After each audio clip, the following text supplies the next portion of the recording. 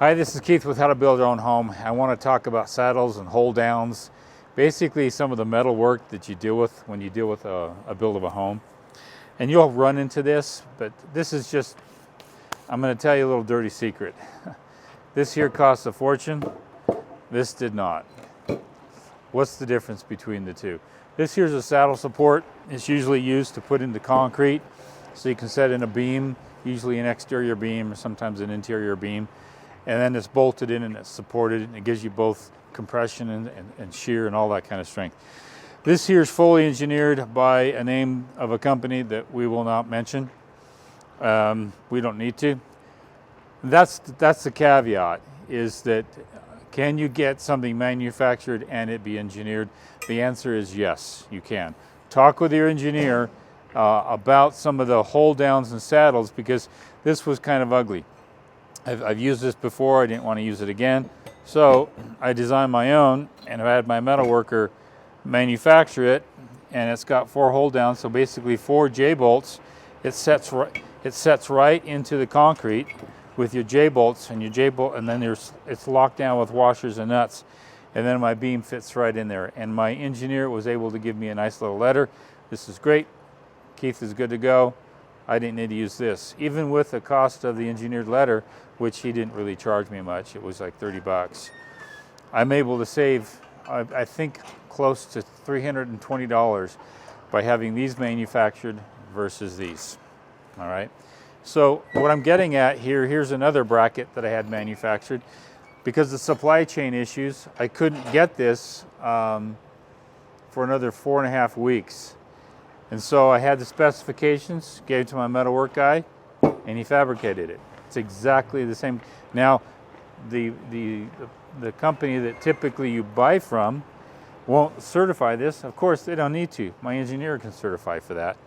But more importantly, it's actually beefier and better made than this one here. If you look at the spot welds on that, there's just 2 spot welds. This here is completely welded all the way around that. So I've run into this a lot.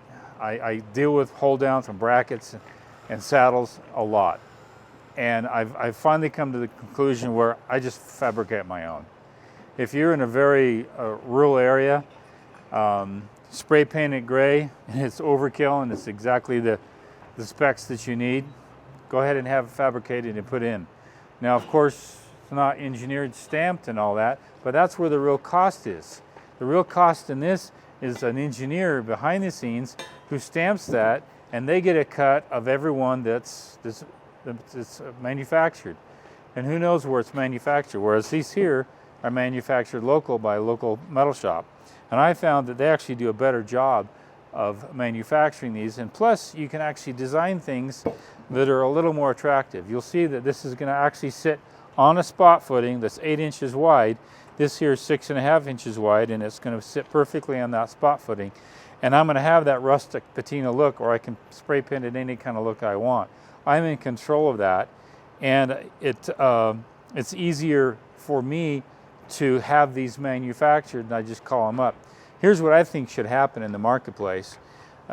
We should have specs drawn up, basically kind of a common use, where somebody draws it up and the engineer can look at it. Yeah, I approve that, and then the specifications can go to local fabricators and local metal shops, and they can start to manufacture these, rather than get stuck with one company, which, you know, we shall not name.